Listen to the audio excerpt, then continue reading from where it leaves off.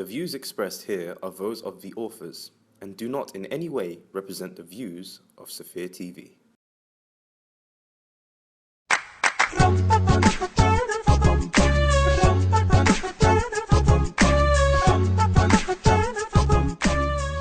Assalamu alaikum and welcome to another edition of Ladies First. I'm joined here by Sarah Russell and Ishrat. Assalamu alaikum, ladies. Walaikum salam wa So as you full well know, during the time of Imam Hussein, Yazid was the worst of people.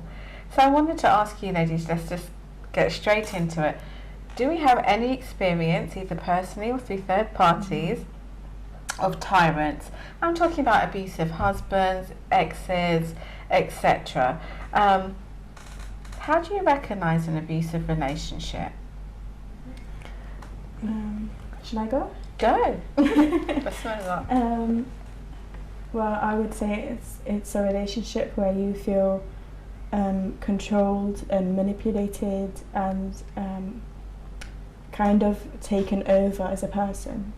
I mean, I know that we have the aspect of a marriage that the wife is to obey her husband and all these things, but there's like, if you feel emotionally oppressed, or everybody knows about, physical violence and all these other type of oppression, but you will know yourself when you're in a situation where you don't feel safe, you don't feel content, and in your own house, that's where the first place that you're supposed to be safe. I remember there's a hadith of Imam Ali alayhi salam where it stuck with me throughout my whole life.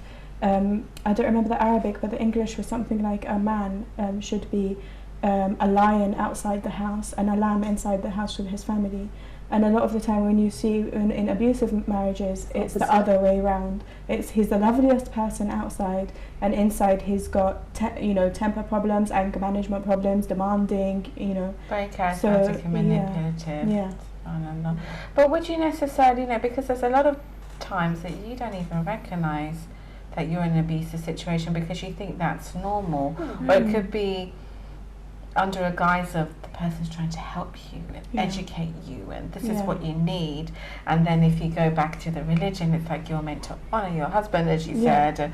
But so sometimes you can see, supposing you have a friend who's in that situation and they've changed their personality, or because of what they're going through, and you're thinking that's abusive, but you might go to them and say, is everything okay? And they're like, yeah, it's fine, I understand. In marriage you have to make adjustments. So sometimes you don't even know that it's happening to you. Person, but it's not necessarily that they've chosen intentionally. It's a response to it's a sort of like a survival thing in a way. Like you feel like you want less tension, so you will go along with you'll put under that pressure, but you don't actually know. You actually start to question your own sanity and your own like, actually what am I doing wrong here? So you're trying to fix it, but I think like I've got to try, and if I listen to what my husband says, things will be better. But actually there's a time where, however long that time takes, where you realise it doesn't matter what you do, it's not going to make anything better. He's not going to love you anymore or appreciate you or be nice to you, but everything seems to be like a very unhealthy there's a sort of a pattern that you'll form, and when you become aware of that pattern, you realise there's something not right. But it could be you're very much brainwashed for years, like, because you're believing your own self-worth has gone so low, you lose all your confidence, you don't know who you are even in some become totally reliant on the other person's approval of you. That you can't even make a decision whether you want a cup of coffee or tea. It's whatever you want, my dear, because you don't want to. You know what I mean? It's like it's very tragic. But sure, we have examples of Pharaoh and his wife, and you didn't hear that she got a divorce, and that was a very abusive situation. I'm sure was done in a manipulative situation. So what are we really saying in our communities, that we should do the deaf do us part thing, till deaf do us part, or this is part of our training? What are we sending mixed messages, do you think? Talking about Fir'aun again, I think from what I have heard and learnt is he was abusive, but then he let Asya, believe in the God that she wanted to, and she even raised Prophet Musa in her household. So I don't know how abusive he was to her then, as he was a very abusive person, but I don't know how abusive he was to her. But the second question you asked me was about how you can tell if a person is abusive, and what Sarah was saying, that you kind of start believing that that's what you deserve, and that's how he should treat you, the way you're being treated. And as a third person, you can never tell, because that person is so within that relationship. That person has believed it themselves, so you can't, as a third person, tell whether or not. Persistent shock. I don't think you actually realise that you deserve it at that time. It's only when you question it. Do I actually? Do I really deserve this? If the answer is yes, then it's going to affect you mentally. Yeah, definitely. But when you say no, I don't, that's when you start to have struggles of like a battle going on, where you're trying to think, now, what do I do with this, and then seek some kind of guidance, and it's a bit of a struggle there. So what do we do as if you see somebody going through that? What are our responsibilities towards that person? Because sometimes this has happened where you try and help, and the person like, I don't actually want your help, thank you very much. I was quite happy going along with this, and you've just made it worse. So what do we do? I think a lot of the time it's we don't go charging in there to try and fix their marriage. No. We can see it as an abusive situation. Maybe this is different if children aren't involved. But if it's like just a marriage, a husband and a wife, and she's coping in her own way, she's got her own coping mechanisms, then if she knows her family or her friends are there to support her, that's good enough. Maybe she's not ready yet to change the situation. It's not up to us to go and rescue people. But if it's a family member, you're not going to just sit there and just be like, let them figure it out.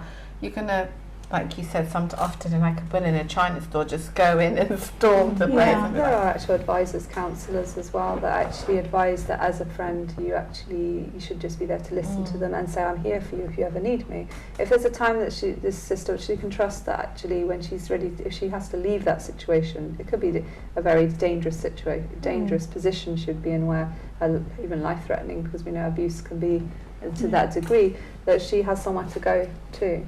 It's not like she's being judged because she stayed there that she's going to deserve. It's that actually she's the one ultimately that will have to make a decision whether to leave, or if to some degree there are some cases where it's just an unhealthy relationship that from the very beginning they could potentially, if both of them, well, there are situations people can change that, like a man could realise he's doing wrong and actually make really think a conscious decision. I know it's very rare because it's not dealt with the right way. I think women end up actually just covering up and just like putting up and and that's wrong. Coming back to what you said, Ruby, how you said we don't hear them in the history where women did not divorce even if they had abusive husbands, but it is also said that the person who's abusing somebody, he is actually doing zulm on somebody's nafs, right?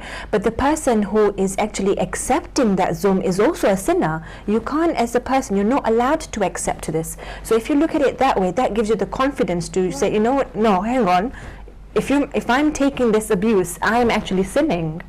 Well, I think when you're in that situation most of the time, you're so absorbed with what's going on, you don't even understand why this person is acting that way. Yeah. Almost like, I thought we loved each other, and what happened suddenly that when people tell you about, it says Allah forbids oppression, but you're being oppressed, you don't see it as something that's happening to you.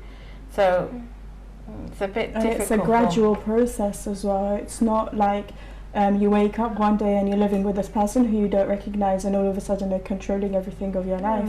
It's more, it begins like he tells you, you know what, I don't think what you're wearing goes, why don't you wear something else? And it's a bit more hijab friendly, or I don't like this person, don't hang out with her, don't, and then it slowly it becomes everything in your life is control. Where I know somebody where the amount of sleep she had was controlled. She had minutes for showering. She had literally everything was controlled in her life by him, and it was in such a short space of time as well that alhamdulillah she got out of it, and she's happily married now. But you don't realise when it's happening to you until you're physically hurt so much or mentally exhausted that you think, you know what, this is not what I married for, this is not what I got into a marriage. I know somebody who also deals with similar situations, but then they're in there for their kids because they don't want to make their kids. I mean, I know it's not. I mean, I can say personally that I think you know, I just think sometimes it's actually for the kids that you get out of that situation, because you know, actually you have a massive responsibility. Actually, you're an example to your children, and the household is where they should be protected. If they're seeing every day the father abusing the mother, or even the other way around, where there is a constant abuse going on, or whether, you know, there is a lot of damage done to the children who are witnessing this. It's not a safe environment. You know, there was a person I know who said, who had very argumentative parents, and years later he said to me that I'd rather have my parents broken up than be raised in that situation. Because you get a lot of mental health issues. I mean, like, there is another hadith of Imam Ali that I remember, that children should never hear their father disrespect their mother, because it gives the children not the right, but they think that now that the kind of their mother's respect has gone from their eyes, so they see their father, the head of the household, talking to their mother like this, and you're effectively bringing up your children in that environment that is going to disrespect. They're going to grow up disrespecting you, and if there's boys, they're going to grow up thinking that this is how women should be treated. And you know, it's I cannot see, and this is from personal experience of people that are very, very close to me, nothing has come good of staying in an abusive relationship, or children growing up in an environment that is not emotionally stable, that every day there's uproar and then a calm and then an uproar. You know, you end up living like you're walking on eggshells, and it's so destructive for children. You're so right. You know, I teach in a school, and I see some students who are they can't cope with having a female teacher teaching them. They can't. They're just so disrespectful to them. They only can deal with being taught by a man, because, and then you find out because there's something at home similar happening, and that's why they're like that. So as you know, you may or may not know, there is a big push in the government to make people aware of abuse, and what they're targeting people who are ethnic minorities, so they may bring some cultural baggage with them. So there's been a lot of advertisements and bus stops educating people, well, you know, if somebody withholds money from you, that's financial abuse. Like, you shouldn't have to go to someone and ask them to get personal hygiene products, because that, if you're a lady and that's what you need. If somebody's asking you, you know, to write down how much you spent and everything, that's abuse. So do you think, again, in our community we need to address this as well, or every community, because it's no longer, you know, the typical stereotypical, you know, soap opera, you're screaming and you're shouting. There are other very forms of abuse that you may not even understand, like the emotional abuse. You don't have visible scars with emotional abuse. So maybe we need to educate both females, because females can be the abusers as well when they humiliate their husbands on purpose, because, you know, they use the child as a bargaining tool, like, and turn children away. And we're not so sensitive actually towards the abuse towards men as much. It seems like there were some experiments. I actually watched something on YouTube once that I don't know if you had to come across it too. With they did like they showed signs, say, you know, in the street there's a man shouting at a woman, everybody runs, and they're like, "Hi, God, you know, what are you doing?" But if it was the other way around, and people she was just laugh. hitting him as well. People just laugh. They laugh, but actually, it's a lot very damaging for the children. To see that as well, of course, because of those it can be the opposite way as well. You know, we know mainly it's the other way, that it's women that. But you're talking about what we can do as a community to stop this. I think when you say the word abuse, people automatically think, oh, this is a Western thing. This is not something that we can take into our Islamic households. But you are mentioning things like withholding money, withholding personal hygiene things. These are all things that the husband, it's his duty as a Muslim man to do. You have to provide for your wife her needs and what is socially acceptable at the time. So you can't under any circumstances restrict her money. That is haram. Like, you know, like, oh, you're getting on now, so you're going to give her money, and then when you've had an argument or something, or to control her, you restrict the money. Like, I wanted to bring up a little bit off topic when we're talking about abuse, and that's to do with people that get divorced. A lot of the time, there is one side that uses the children, which I think is abusive. Once they uses the children, it can be child support will decide how much they're going to give, when they're going to give it, if it's applicable. And I find that abusive because it's disrespectful. This is somebody that you had a child with, but you don't trust my judgment in letting me decide what the child does and doesn't need. I think that's abusive. And also you have, Islamically we have this thing where a lot of the times it's suggested that the male should have custody of the children. In those situations, you have incidences where the father will decide suddenly it's not his responsibility to encourage the child to make contact with their mother and stuff. And I find that abusive as well. Yes. And this is not really discussed in the community because we're all so precious in our little words. In the Muslim community, a lot of the times we don't like to get our hands dirty. That if it's two grown adults married who have been married, we don't want to get involved. We don't want to negotiate or call and say, well, brother, we haven't seen X, Y, and Z. This sister's crying to see her child. Could you bring him here? You don't even have to be here or her here, and we'll have somebody to oversee that. I find that abusive. And also sisters on the flip side, where you have brothers who want to see their children, and guess what? Every visitation, the child's sick, like 1 hour before. And I think things like that are abuse. And I think there's also an element, I think, Ruby, isn't there, about still having control, and it's all about that really more so than actually trying to show you need to respect me. And it's the same thing going on. Like the man will say that to the woman, you until you don't, it's literally my way or the highway. He's saying, and actually not under my conditions. So, for example, if it's the woman who needs to make child arrangements or whatever, it's the mother. So she usually then has to give him some advance notice, but him, it's last minute. He won't even mention when he's coming to pick him up, when he's going to. So it's inconsiderate, not actually considering that the mother has plans. So she's just got to be there on stand, whatever he decides. Part of my work is that I provide a service for families who are like two homes, and the father's in one home and the mother's in one home. So I do a go-between service where children are collected from one home and taken to the other home if the parents don't want to see each other and things.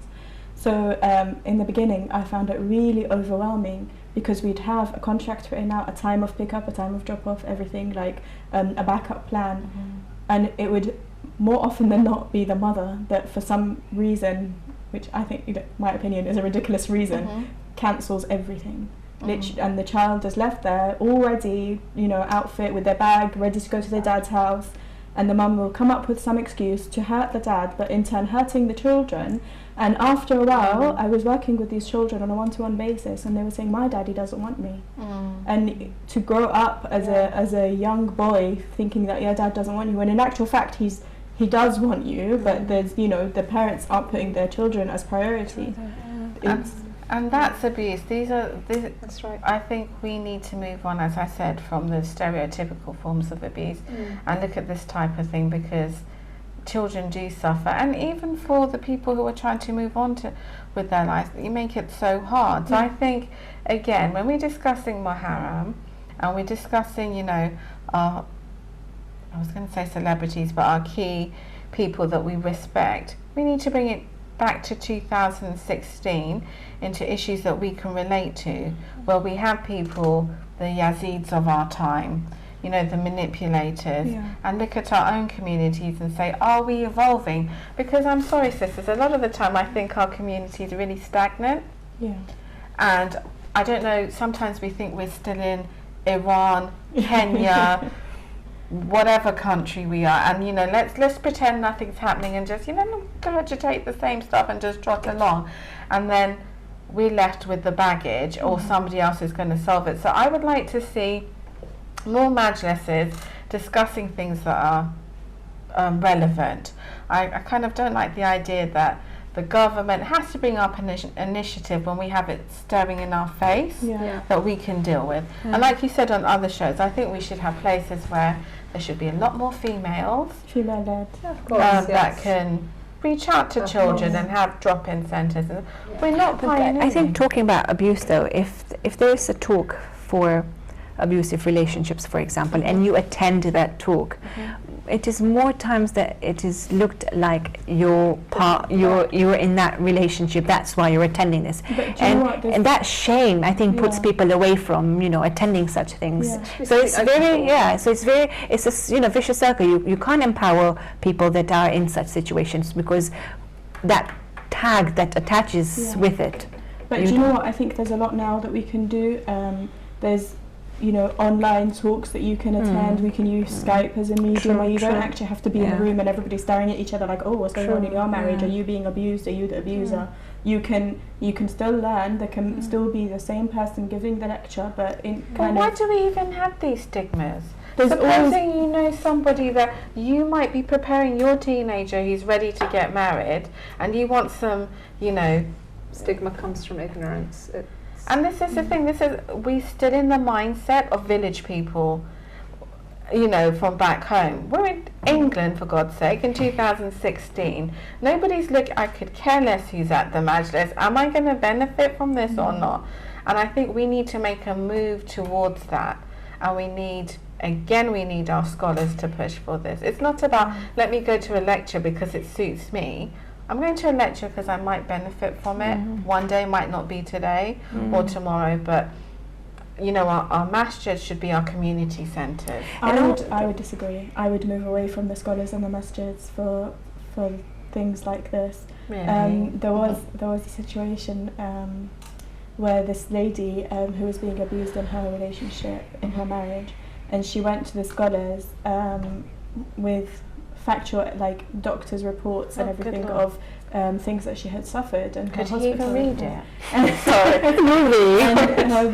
he turned around and said, you have to go back to your husband's house and forgive him and try and work it out and be more patient about things that are basically taking it as if she is of a shortcoming, that she has got this because of something that she's done. She's not patient enough, so he's blown up and he's abused her. And then the same lady once had to defend herself, so she pushed her husband off her when he was attacking her, and he went and complained to the same Sayyid, the same alim, and he was in uproar. How could you abuse your husband? How could you, use your hands on him? It was not in violence, it was in self-defense.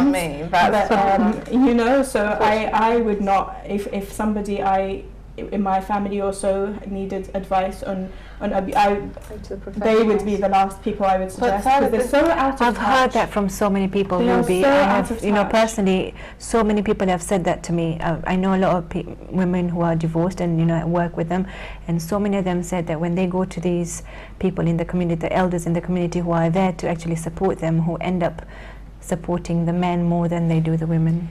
Yes. Go ahead, Sarah. Yeah, there is a need for a social reformation, in a sense that we need to actually address this issue rather than just ignore, because when we're looking at how Allah subhanahu wa ta'ala has created us all, as he will judge us by our actions. So we're judging each other by the label. So we're thinking, well, this alim, he obviously must know something here. Let's go and ask him.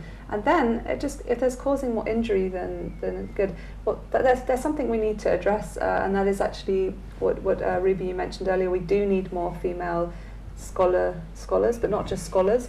We need to have professionals in those centres. So someone in a blah blah blah centre, country cultural centre, who is not from that community, is an independent in there. But we need educators. They need I think they need training themselves. We can't just dismiss we can't dismiss scholars. But then you have someone need to know.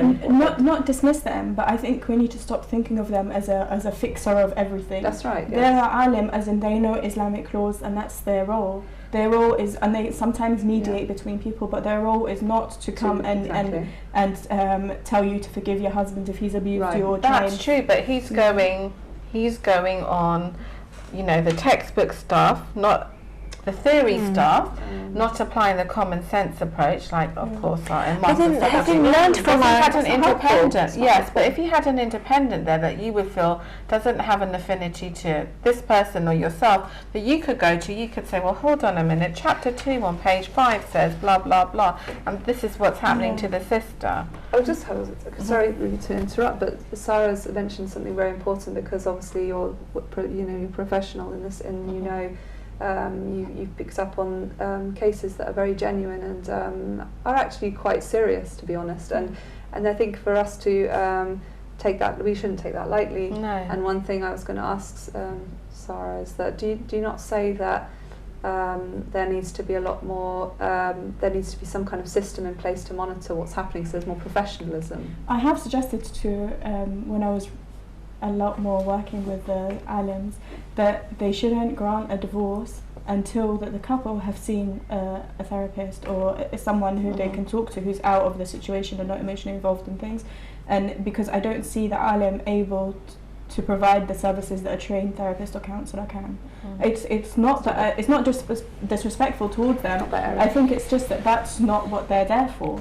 You know, so to expect them to be able to do everything is unrealistic. So they should say, you know what, you need to go for these many sessions, and if you can't sort your problems out then, if it's not helpful, then you can come back. There's a lot of people in our community that have the right intention. They want to help the you know, the male, the females.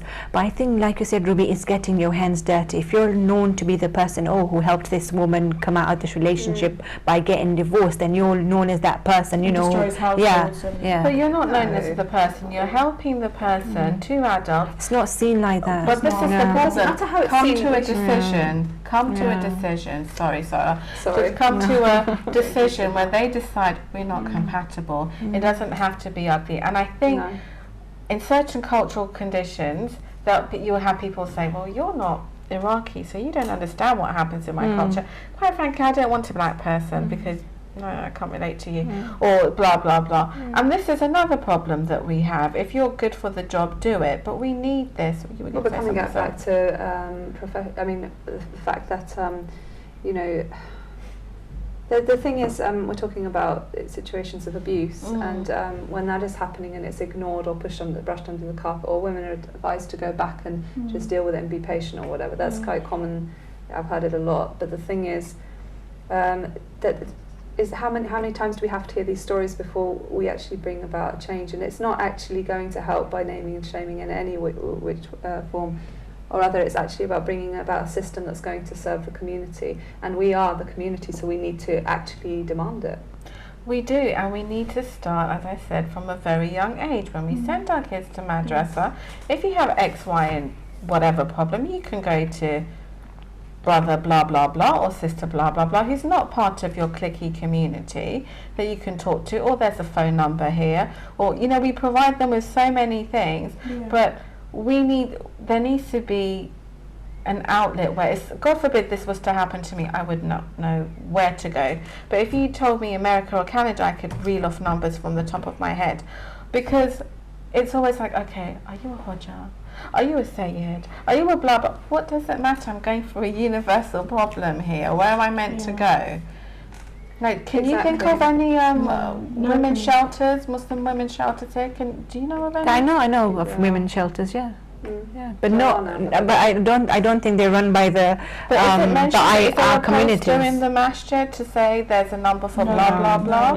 Why not? I know some sisters who have used the shelter and they've now been banished from the community.